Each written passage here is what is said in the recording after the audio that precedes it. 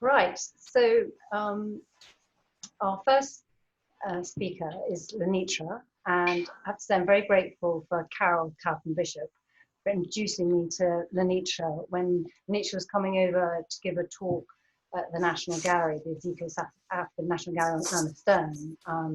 She did her PhD on Irma Stern and wrote for the catalogue.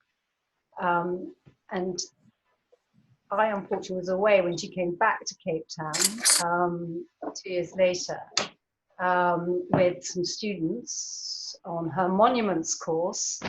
And I can't wait for you to come back, LaNitra, with your book when it's published at the end of this year. The book's being published by the academic.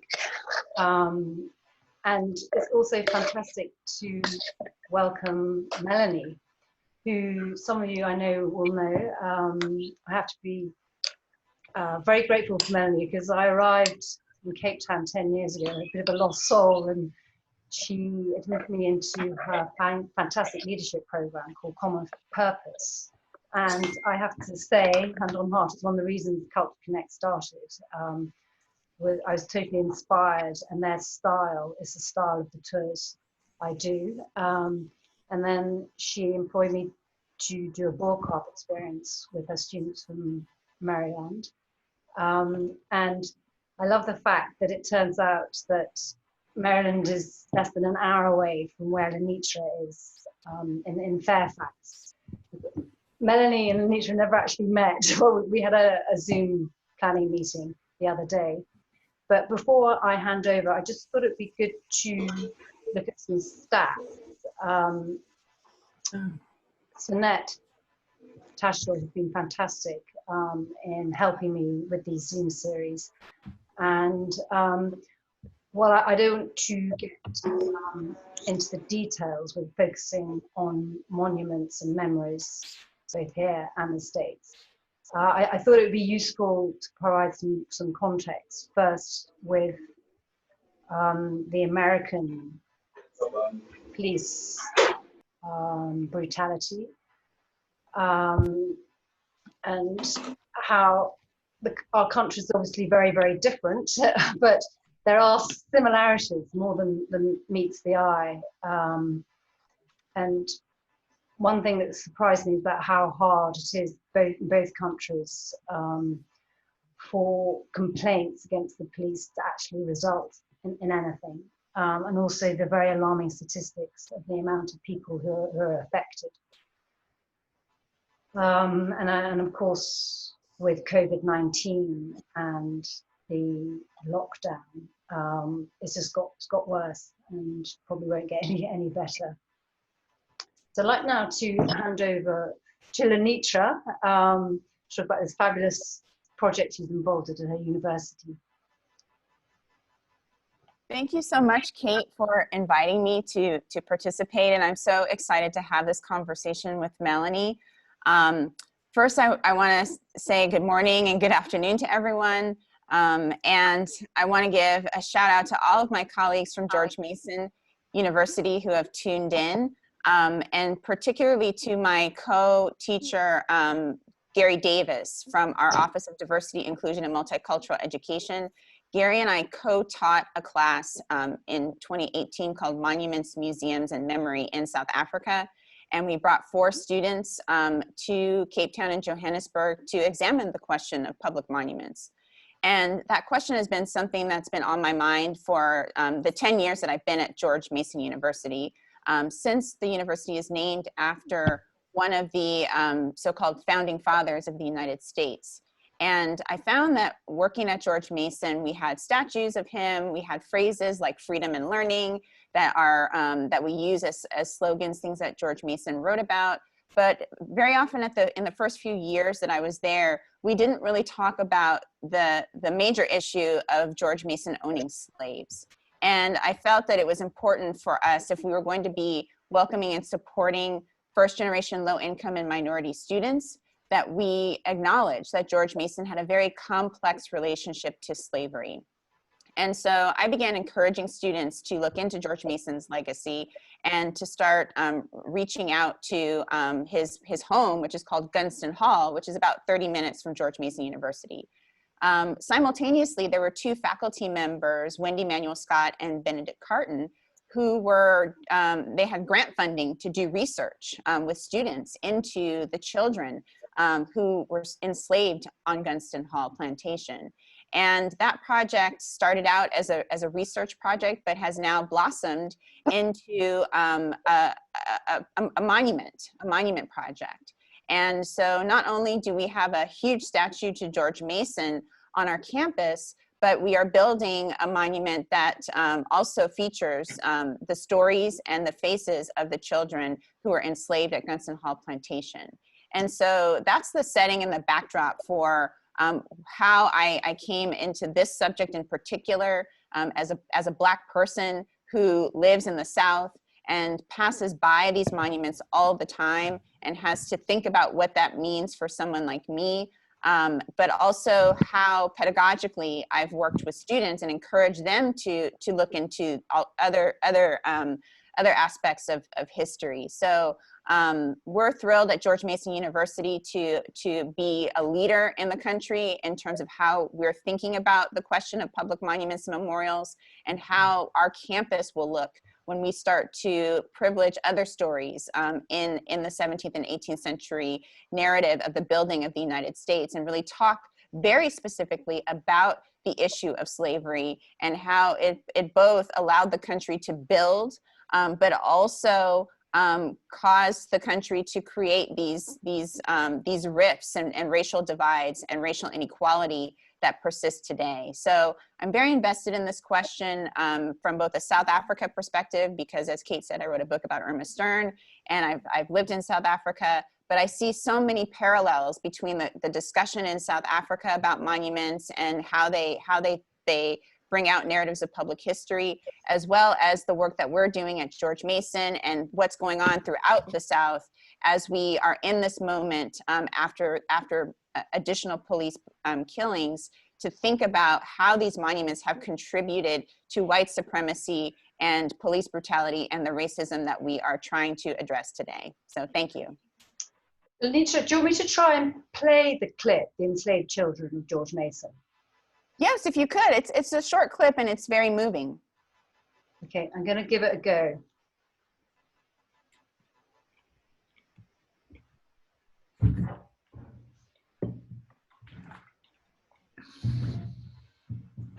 Okay.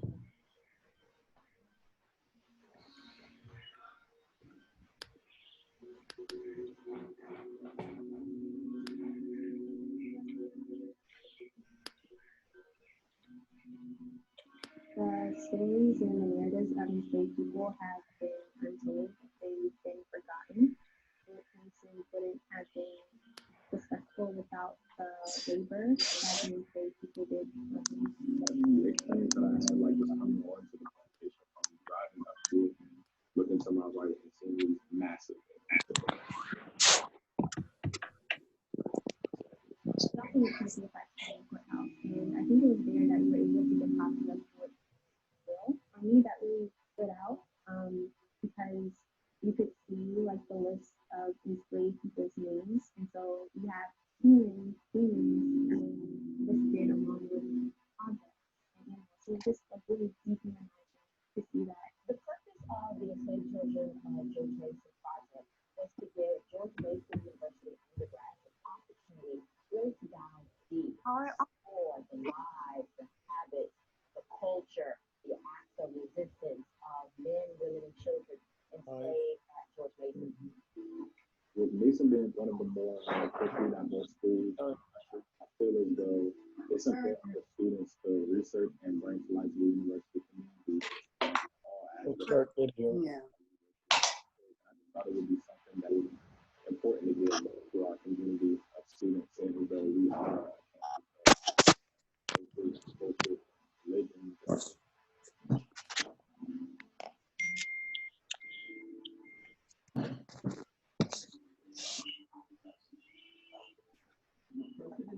Visit originated in an idea see Sunset Hall to the hour of peace. And walking the grounds of Sunset Hall was also walking the grounds close to the ancestors of enslaved individuals. We got into archives, a lot of work that could be done by just reading our sources, but none of that really compares to the actual state reported rightfully celebrate and honor for their contributions to the creation of the Republic. They were also part of a just system. There's just still a lot to be done in helping the current state of our generation recognize what we have done in the past and making sure that that is known. It's very important that we just bring light to things that may happen for them and to that happen for them. This is Sigmar, aged 11 years when purchased. Veronica, aged 12 years, likely brought directly from Atlanta. Charity. Sure. Soweto,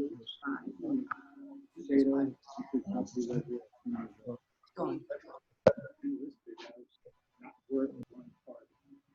Left, a man aged 45 in 1792. Jenny, a girl aged 8 years. This is James, who is the Lincoln servant. He just was Mason's race and attended. Agnes, a girl aged 8 years, when her name was entered into property records. He is Watt, a man who ran away in 1786, age 35 years old.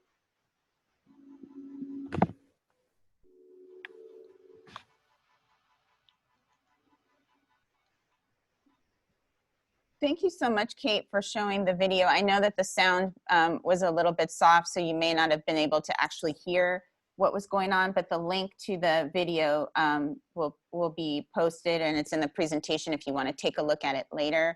One thing that I want to underscore about this project is that it's been unfolding over several years. And so the video shows our former president, President Angel Cabrera, who has since left George Mason University. And we now have a new president, President Gregory Washington, who is the first Black president of George Mason University. And so this is a historic moment for the university, but also he has taken this project and really featured it in terms of his thinking and shaping the way that we think about scholarship and research in general at George Mason University. So this monument's question has really become central to who we are at George Mason University and how we think critically as scholars and as students, both about our fields of study, but also just about our contributions to the community. So I'm proud to be at George Mason University because we have been able to take this question and really put it to use in the intellectual and academic life of the university.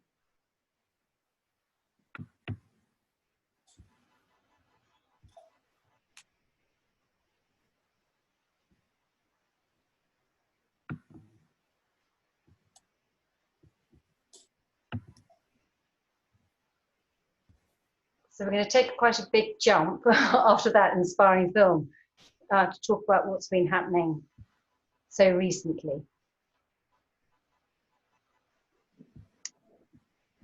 I think that slide says it all. Can you see it, LaNitra? Is it still, do I need to? Yes, I can see it. I can see it.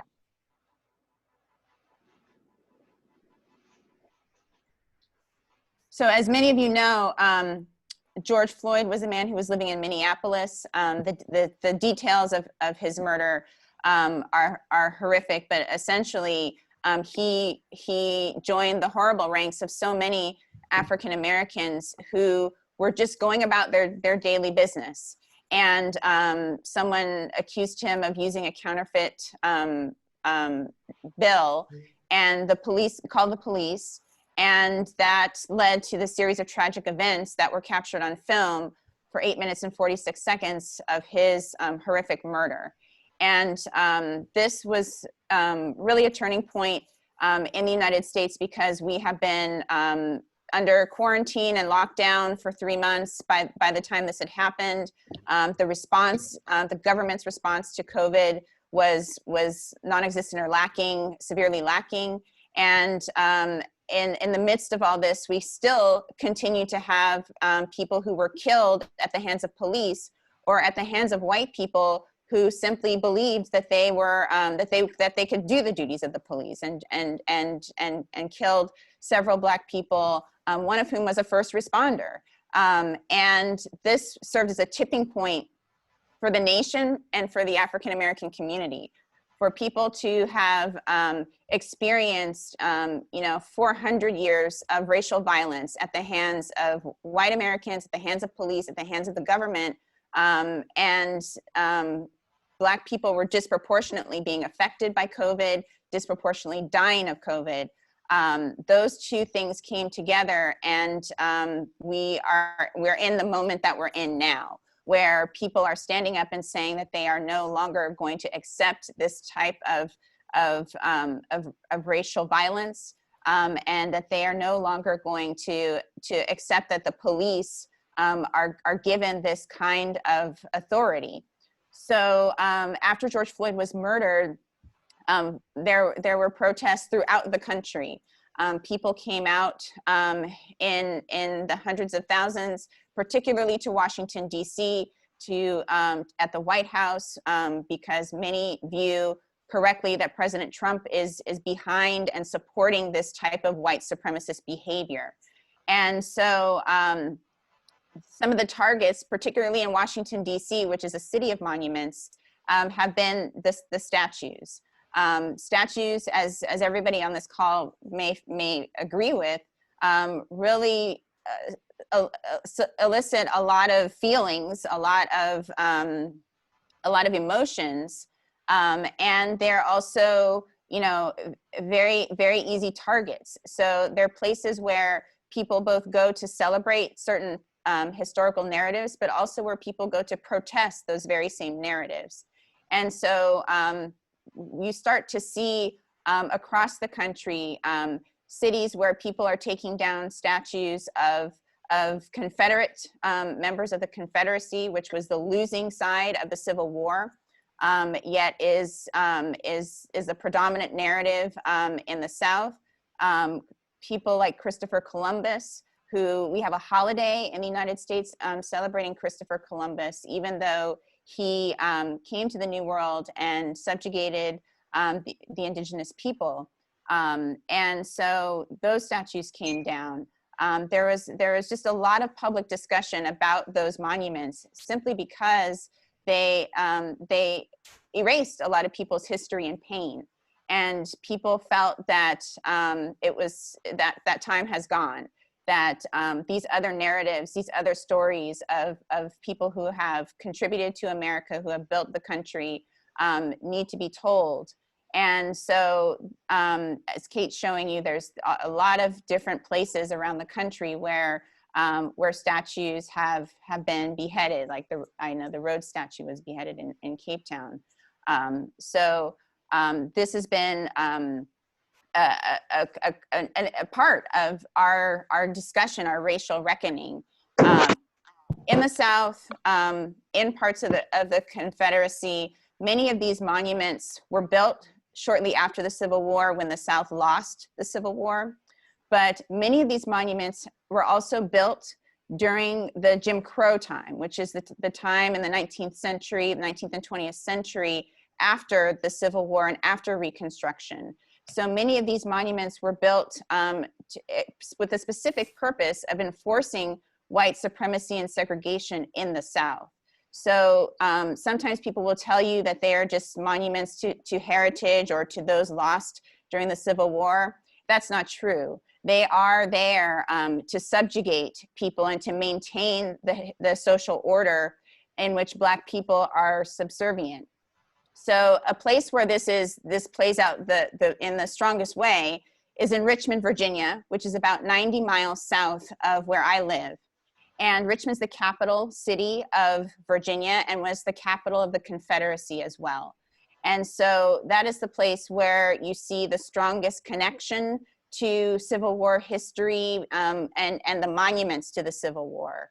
There's the whole city is designed and arranged around Monument Avenue and around celebrating the quote unquote heroes of the Civil War. So you see statues of Robert E. Lee, all of the other Civil War generals.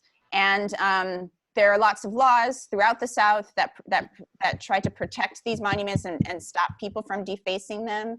But many people, particularly African-American people, if you ask them about living in Richmond under the shadow of these monuments, they will tell you about their very strong feelings of living in the shadows of the Confederacy. So after George Floyd was murdered and Breonna Taylor and Ahmaud Arbery were murdered, this was the site of much of the protest in the area. And nothing brings me more joy than to see these statues painted in this way with artwork and messages of Black Lives Matter and freedom, because it really shows how people really want to see both the social change in the United States and an end to racial violence and racial discrimination, but also that they want to make this artwork have more meaning, have different meaning. And the work here really shows that. Someone who was on the call earlier, I believe it was Claire, was just mentioning that we have great technology now that really helps us to view these monuments in different ways. And so drones can fly over and give you aerial views and different types of views of the monument instead of just a ground view from one side or the other. And when you look at these images that Kate is showing now, you can really see how this monument has been transformed, just like the history of this country will be transformed by this moment. And so this is such a great way for us to take this monument that really showed the worst of white supremacy and the worst moment in our history, the Civil War, and how we're able to transform that. I think one of the pictures that I sent to Kate that she showed was actually of what they were doing was they were doing projections of different Black history figures onto the Robert E. Lee statue with Black Lives Matter. And so one of those was of Harriet Tubman with a quote where she says, "Slavery is the next thing to hell." And I just love this picture because it really superimposes the important narrative that people just don't understand unless you really are really invested in this and digging through the archives, how brutal and horrible slavery was. It was not, pristine plantations where people sipping sweet tea. It was brutal, horrible work that children were being forced to do. Women were raped. Men were beaten to death and lashed. This is not any kind of condition that any human being should have been subjected to. Yet millions of African Americans lived in this condition for several hundred years before slavery was abolished. And so for that narrative and for that experience to be superimposed on a Robert E. Lee statue, I believe is starting to help people understand what that really means. One of the things we noticed with the research on George Mason was that life on his plantation was horrible, and the slaves were very, very eager to escape. And he really didn't have an idea when they would leave, why they were leaving. He couldn't understand from his vantage point on the porch inside of the house why it was so hard for his slaves to work from sunup to sundown, harvesting tobacco, which is one of the most painstaking crops to harvest. And so, what we're doing at George Mason is really trying to bring to life the horrors of slavery, but also the humanity of the people who were enslaved. And so this moment, I believe these photos, particularly of what's going on in Richmond on Monument Avenue, really capture the real dichotomy that shows where we are in the United States. Black people disproportionately are affected by police violence. And, we're finally getting to the point where white people are also acknowledging that it is not acceptable for police to serve as judge, jury, and executioner on a street corner. So this is something that, you know, it's taken this long for us as a country to decide that collectively we're going to address this. So, you know, there's been quite a divide in this country about people who think that slavery wasn't that bad. They think that the police shootings are overblown, as Kate showed in the slide. The statistics do not indicate that; they indicate quite the opposite. And that, you know, that the segregation period is behind us. And I think that these images really show how we are in this moment right now, that none of this, the past is not past at all. It's with us today. So, you know, it's exciting to see these images and talk about these images.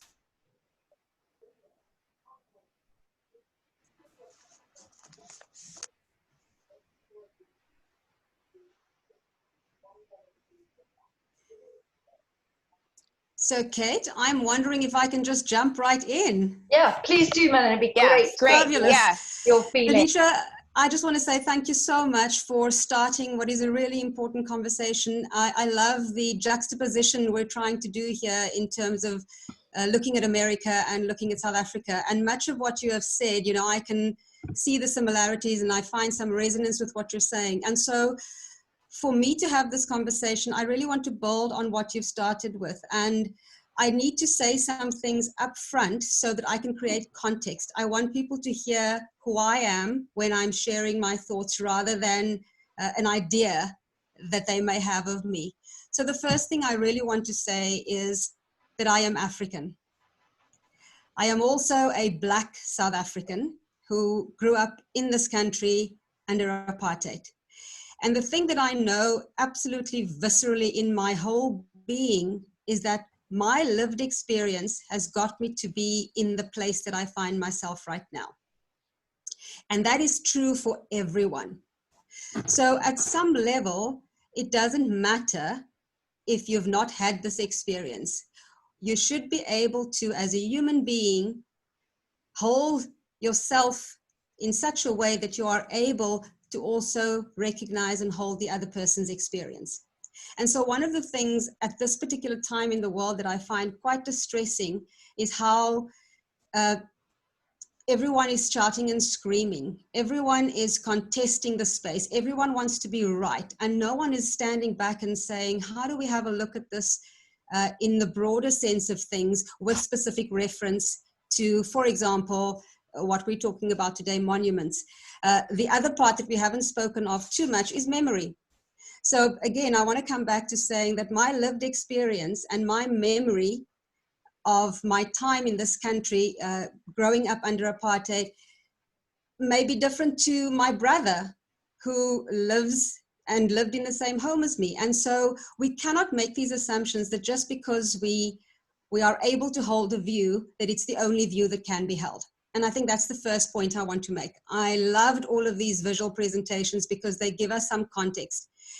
And in particular in South Africa, I want to you know, we started this conversation because of recently the Rhodes statue was beheaded. And it speaks to the violence and the brutality of people's lived experience in my country. And in Cape Town, certainly where I spend a lot of my time, Rhodes is a personification. He's an icon of a particular time in our history.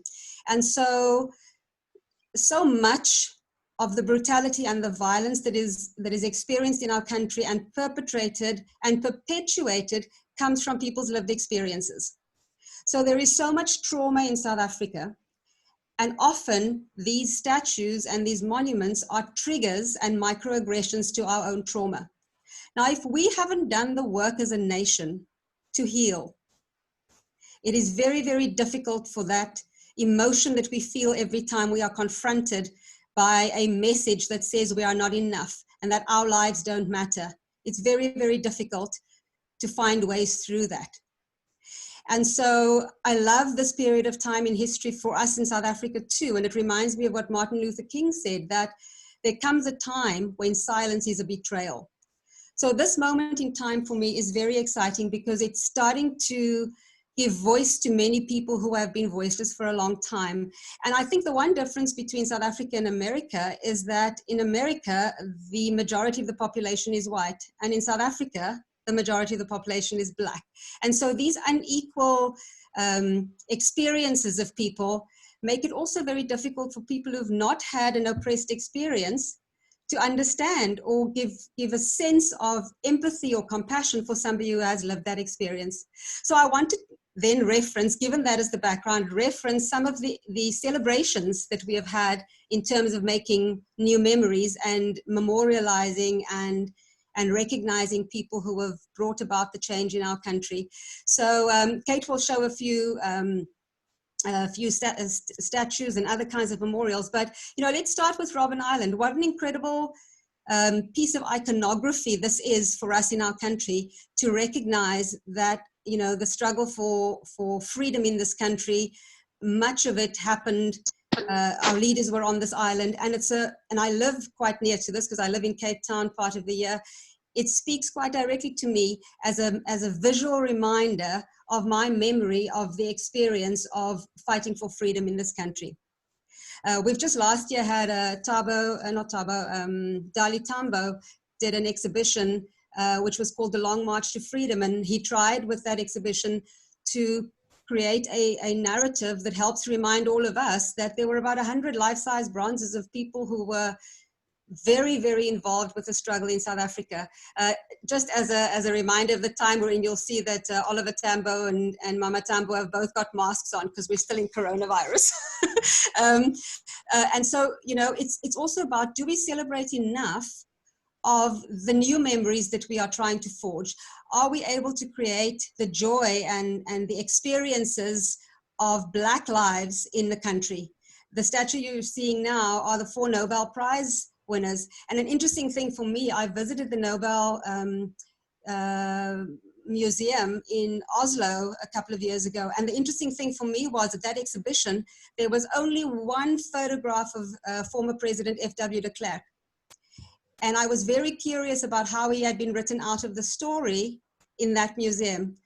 There wasn't anyone on the day that I could ask, but it was interesting that I just noticed that everything was about Nelson Mandela, and one photograph, one reference about F.W. de Klerk. And so I'm challenging the idea that we can simply just whitewash, no pun intended, history, and try and remove things because they still make us uncomfortable or they are no longer relevant. I think we have to recognize that these narratives are part of all of our stories, all of our lived experiences, specifically as I refer to my experiences in South Africa.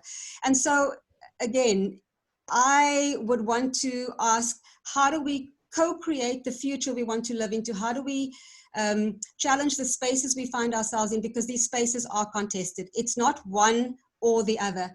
And for as long as we continue to have a binary response to this conversation, we are going to remain stuck. We are going to remain in conflict. We are going to remain fighting with each other, because what we don't appreciate that happens, if I don't create space for your point of view, I feel disrespected and dismissed. And the moment that happens to us, we go into ourselves and dig into those parts of us that are still hurt and that haven't healed yet. And so for me as a country, my invitation in South Africa specifically is for us to find ways to come into those contested spaces and to find opportunities for our voices to be lent to a very important conversation, so that we are the ones that craft the narrative of our future, that we are able to work towards what we want to see. I love this memorial. I'm from Uitenhage, that's my hometown. And for many, many years, in 1985, when people were killed in my hometown on the commemoration of Sharpeville Day, I actually thought that was the occasion. I did not have a sense of the history before that, did not know about Sharpeville and the people who were killed there until this came to my hometown. So again, context matters. Where we are looking at the world from determines often what our perspective looks like. And so for me, the questions that are big questions for me around this conversation is, what does allyship mean? LaNitra, you talked about, white people are starting to understand what it means to be an ally and to at some point put their own discomfort aside when we have a hashtag that says Black Lives Matter, and not be tempted to go with All Lives Matter in that moment. And so those are important things. I think we also have to recognize that power and positionality plays a strong role in this. You talked about George Mason and the fact that he was a slave owner. He had power. And we all know, most likely and most often, people who are in power are not the nicest of people. And so there are very interesting dynamics for us that we have to unpack as we have this conversation around race and memory and story in many parts of the country. I think that we also have many unintended consequences of very well-intentioned activities that we do to try and erase or overcome some of the challenges we have in our countries today. And so for me, I think while there are many, many positive statues and memories that we can celebrate, I'm at a point in South Africa's life that I want to ask other questions. I want to ask questions around, so what are the new monuments that we are erecting in this time? Are they the right kind of monuments? You know, we've been in 26 years of freedom in our country, and I think there are other things that are turned into holy cows, and they shouldn't really be. We have an unhealthy attachment to certain things, and it keeps us stuck. And in our country in particular, so I'm not going to talk politics. If the closest I will get to any kind of politics is to say that my ideology is aligned with Black consciousness. So that will tell you a lot about who I am. My politics is who I am. I am not talking about party politics in any way here. And so I think it's really important for us to ask what the holy cows are now. What are the monuments we are erecting? Are we erecting monuments to things like political parties, to patronage, to corruption, to poverty? What are the things that we are becoming willfully blind to in our country? And I think it's very, it's revisionist to try and just simply say, oh, well, we need to, you know, have more museums to these moments in our past. I think that it's an excuse. I think we have to find ways together as a people to overcome where we find ourselves now. 25 years ago, the world were watching us, and we were hailed as a different way to show up and be democratic. So for me, right now where I am as a Black South African and as an African in the global village, my question really would be, how do we make sense of the duality that we find ourselves in, the common and shared shame of our narratives of our past? And then how do we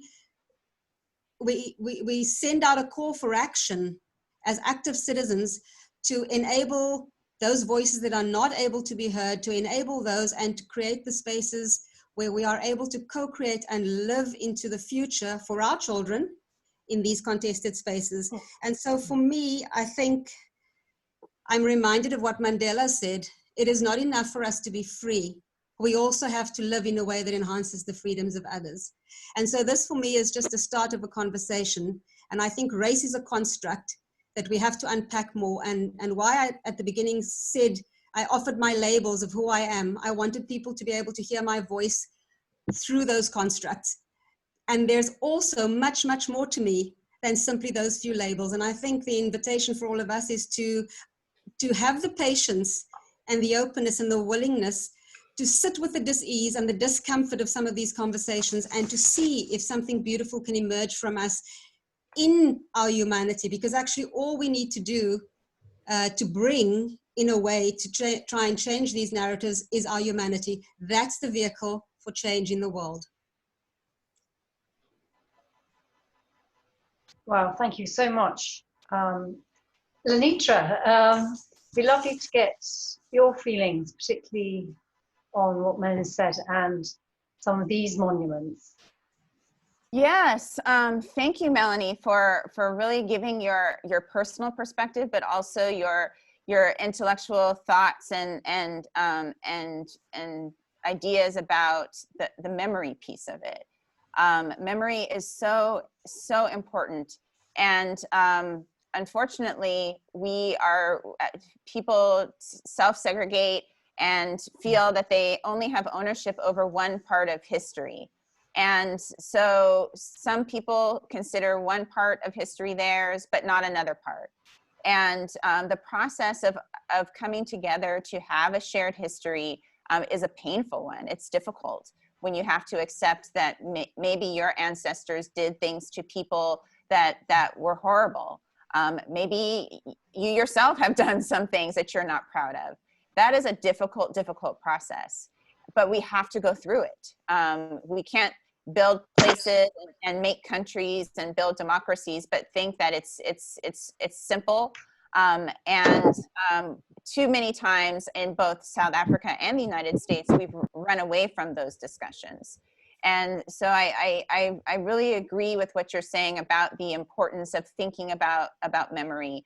I also think that we need to be careful about just turning over one set of narratives and putting up another one, and then 10 years from now, turning that over and putting up something else. Statues are expensive. They cost a lot of money to build and to maintain.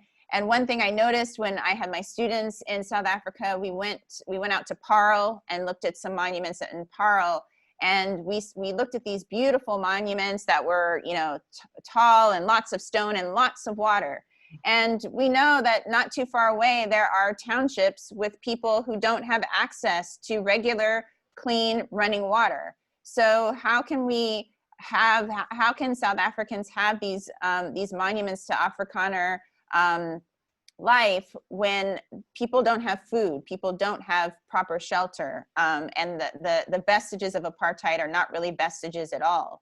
And my students really noticed that dichotomy. And coming from America, it was very stark for them to see how that played out in a place like South Africa. So I really agree, Melanie, that the memory piece of it is so important, and it's the most difficult part. And you know what's really important for me is that I am living in this time right now, and I grew up under apartheid, and I'm 26 years into our very, very, very new democracy. And of course we're going to get it wrong a few times, but instead of saying to people, well, you just have to get over it, we have to find ways to help people through it, because unless we heal our trauma, it turns into anger and to hard stones inside of us, and those become statues. And we don't need to do that. If we know better, we should find ways to do better. And I just want to hold something up. I don't know if you can see this. This is a photograph of my brother. And if you'll indulge me, I just want to read something from this book. He's a retired hip hop musician. And the opening to one of his albums, I just want to show you the picture there. He made himself look like Che Guevara. The intro to this, the album was called Consciousness Hip Hop, but I want to read it because it's very specific to where I find myself, and I identify with this. And it says, "Who am I? Where do I come from? What is my purpose? Where do I go from here? I am an African, a bastard son of the Khoisan. I exist through rape by an imperialist who spawned a freedom fundamentalist. I bear my shame like a Jesus cross, a walking reminder of a people's loss, of those who forced open Africa's loins, sexing her fruits for a handful of coins. Sustainable development's the date rape drug. What's left are empty promises of a thug who infected her with his STDs. Now my DNA carries his multiplicities. Mother Africa wears her scars like a martyr. Her dispensable children, all she has to barter. Heavenly Father, what have we done to invite your wrath and to make him come all over her curves where land meets the seas, spreading his religious doctrines and disease, till his lips touched every part of her continent, a sadomasochist showing no sentiment. I am his hate child, reclassified, and now I'm wild, like a son never shown love by his father, who lives with the distrust of his half-brother. I am the voice of those who can't speak. I hold the position of the displaced and the weak, where the meek won't inherit the earth. So I must repay Africa for my birth by doing consciousness hip-hop. And I think, you know, that is a clarion call to action. That's his lived experience. And in fact, he's pretty much looks like a white man living a black man's experience. So the dichotomy that you referenced earlier is even worse. And I think if we can take all of our collective pain and use that to figure out how not to do that again, as you were saying, because we will just become moments in time where cycles of violence and abuse are perpetuated over and over. And I really, really think that in 2020, with everything that's happening in the world, we have this most incredible opportunity to say, let's just stop for a moment. And let's look at how we redress what isn't working for us as people anymore. And what is it that we have to give up, actually, for all of us to be able to come together? Thank you so much. And I suppose in that togetherness, Kate, I just want to add, in that togetherness doesn't mean that you have to lose who you are as an individual. It is about both and all. Melanie, thank you for reading that, that beautiful set of verses. I think that it really illustrates how human beings express pain and work through trauma with art. And so much of what people are doing here in the United States, in South Africa, many of the images that Kate has shown are showing how people are trying to process this moment through artistic expression. And these are complicated feelings, and art is a vehicle for which we can explore those feelings in a way that doesn't consume us or destroy us. It helps us to make sense of these what's going on around us. So I love that you read that, because it really illustrated one person's genealogy and how that fits into this bigger historical context. Thank you so much. I was wondering now if we could perhaps have some audience participation, so to speak. Sanette, would you be able to look through the comments on the slide here? Are some of the ones I received from social media and my email. Yeah, go ahead, Sanette. Sure, Kate. No comments or questions really on the chat. Mm-hmm. But I can read the comments on the screen. Is that what? Yeah, or would anybody like to unmute themselves and make a comment or a question?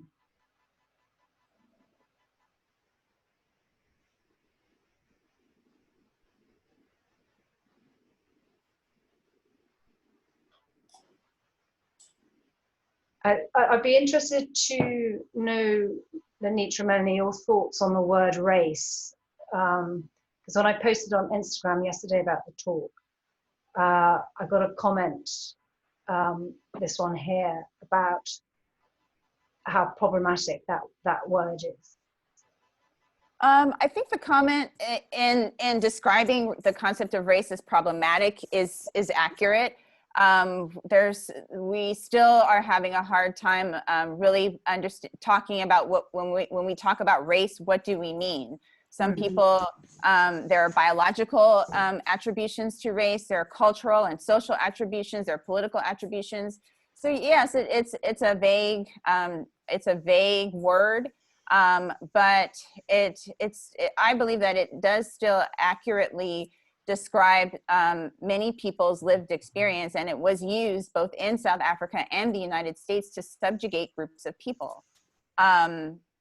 It is simplistic and reductionist. That is part of the insidiocy of white supremacy. It's simplistic and reductionist. It reduces people down to groups, and it categorizes them in ways that they did not themselves choose to be categorized as. So I would say that yes, it is, but not in the ways that the comment is describing. But I would point people back to why racial discrimination and white supremacy in the South African and the United States context are so dangerous. So that's what I would say about that one. I can also take the one is destroying statues and monuments, erasing history or creating new history.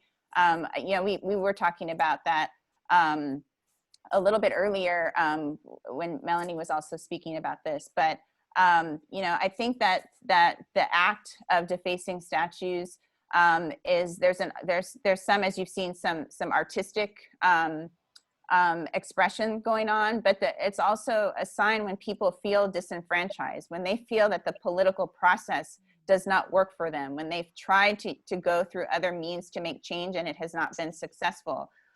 So I think that we have to see what's going on here as an expression of a sense of alienation in the case of South Africa from your own society, as if you're a Black person, and in the case of the United States, you know, people who are racial minorities feel that they have no power and no political voice. I'd like to add to that. I think it is very simplistic, and so I don't want to have a debate about that, because this is so absolutely nuanced. I referenced that even those of us who grew up in the same household don't see the world in the same way, and our perspectives are informed by, you know, how we got there. And so I was very struck in the Black Lives Movement, matter movement in the US.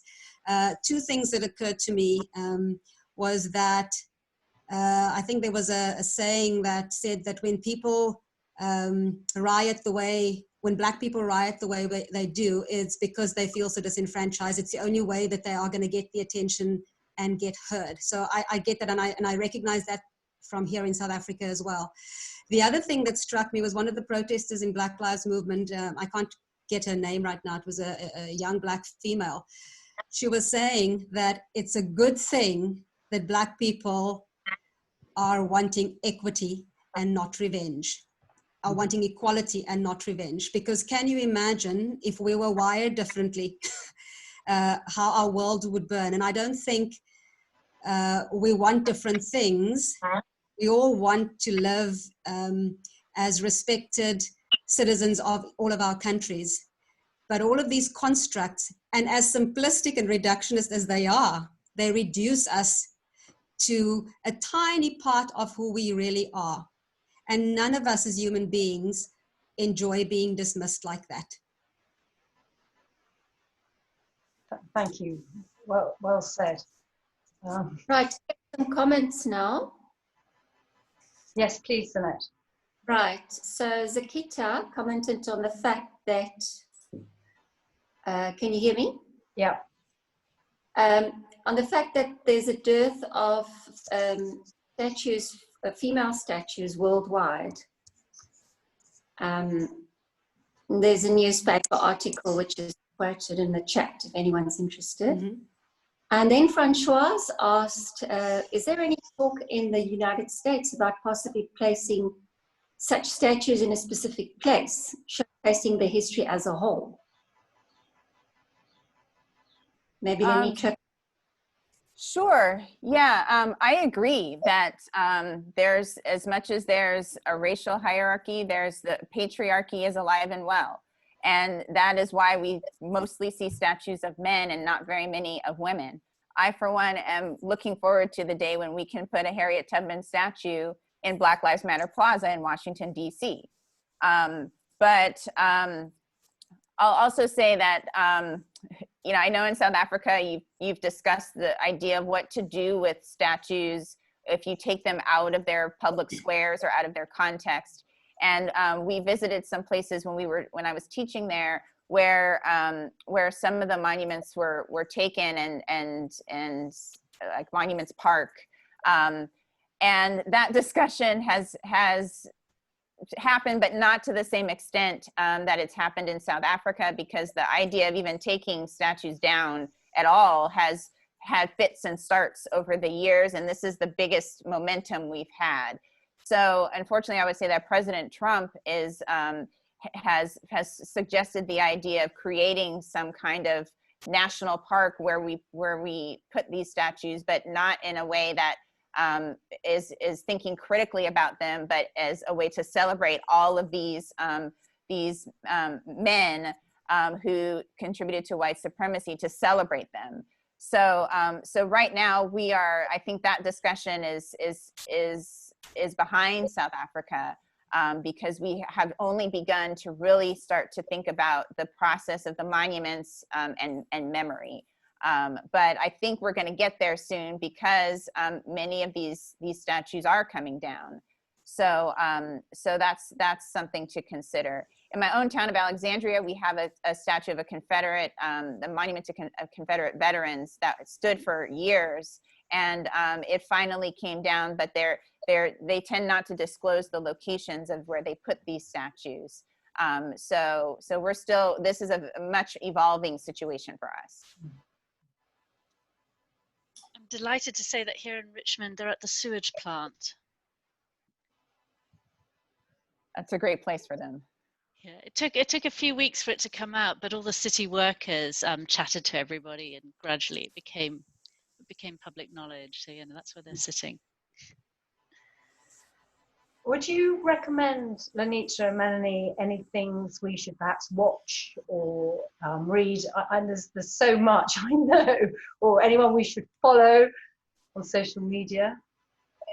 Kate, you know what? I'm all for educating yourself and opening your mind, but I do believe that one of the best ways you can do this is to be with someone who's different to you and explore a relationship of discovery for both of you. I think that's really, really important because, if I take South Africa, for example, we have been kept apart from each other and we've been told stories about each other. And for a long time, we had no way to ratify any of that.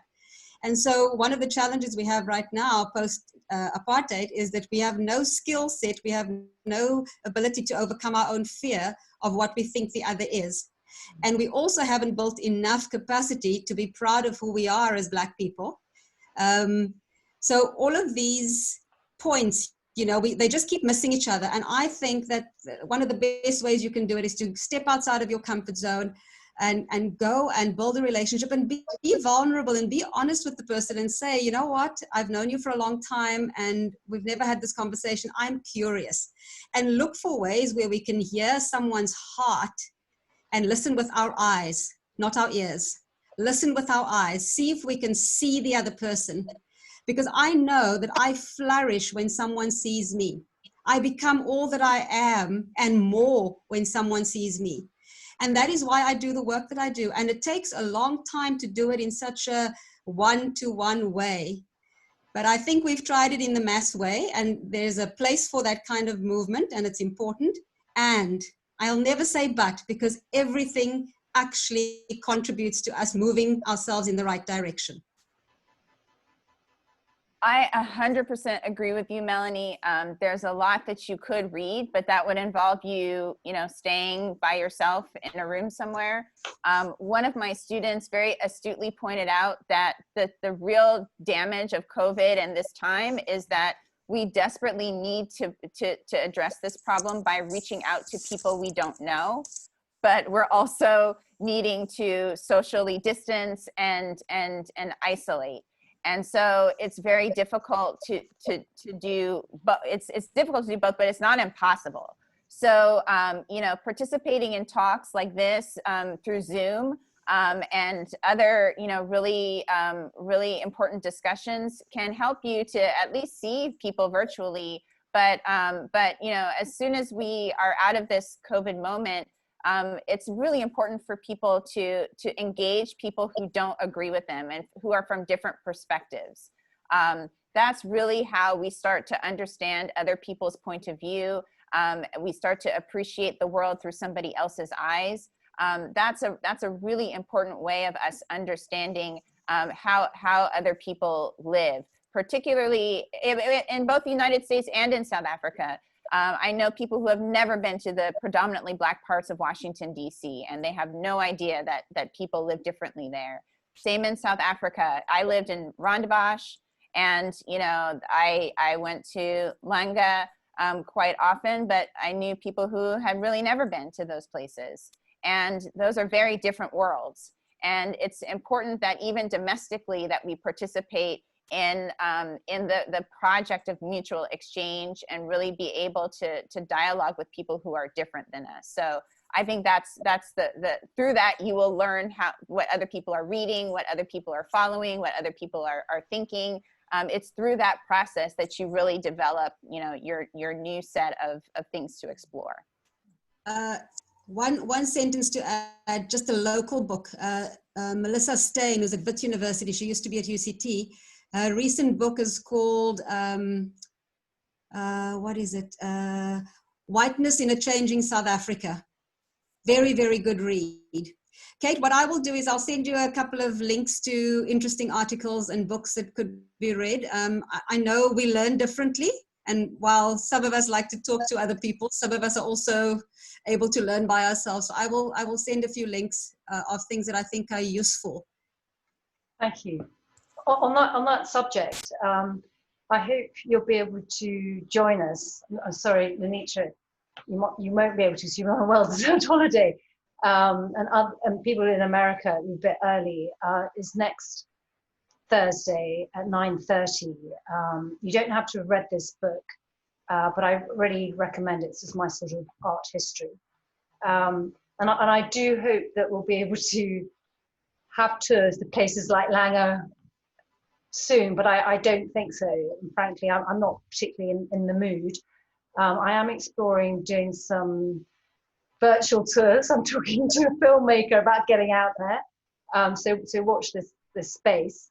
I also wanted to take this opportunity to thank you so much, everyone, for listening. And Melanie and LaNitra, wow.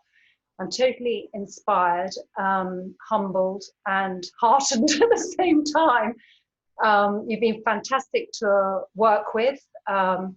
I've been extremely nervous, as I said at the beginning, about this subject, and it's just what's happening here and having discussions around the dinner table. And Melanie's come in quite last minute, and I know you haven't been doing these sorts of discussions, so we're very honoured. And LaNitra, you're phenomenal. You've been doing these almost weekly, as well as writing books and going on holiday this afternoon. It would be absolutely super. I know some of you have actually donated to the charity that Melanie chairs. She chairs quite a few other charities, but Street Smart SA, you may be familiar with what they do, because on restaurant tables there used to be a little card saying, you know, donate £5 extra. And obviously now we're not going to restaurants, they're not able to fundraise as much. So they've got a really good website, and you can donate in any other currency. And final plug for my new online shop. It'd be lovely if you could support me in that way too. But I'd also get a lot of joy from the support we can give to people working on the ground. Melanie, I'd love you just to quickly say what Street Smart do before we finish. So we're a 15-year-old charity that we started because we saw children on our streets in Cape Town. And we do two things very simply. We partner with restaurants, accommodation, and wine tasting venues, so predominantly in hospitality and tourism, but we also work with anyone who is prepared to let us take R5 on top of their bill, and that's how we raise money. And the other thing that we do is we educate people to give responsibly. And I'm looking at this photograph of this child, and I'm looking into this child's eyes. And I have to tell you, I can see myself in here. This child looks a lot like I did when I was a child. So this is quite confronting for me, Kate, on the screen. But I want to say that I think I am a product of someone who cared enough to find a way to contribute to making my life different. And Street Smart is doing exactly that. And we are absolutely amazed at the work that our beneficiary organizations do, because they are providing real long-term societal benefit for children who are vulnerable in our country through education, skills development, and family reunification. Lovely. Well, just another big virtual hugs and thanks to everyone, wherever you are in the world. And do stay on if you want to chat, but this is the official end, and I'm going to stop recording now. Wait, Kate, can I just say thank you also for inviting me? And Melanie, it was such a pleasure to do this with you. And you bet as soon as we can travel again and I bring my students back to South Africa, we will come and visit you. So thank you so much for doing this with me. And thank you, Kate and Sinette, for organizing. Thank you very much. I loved it. And thank you for everybody who joined us today. Yeah, super. Goodbye.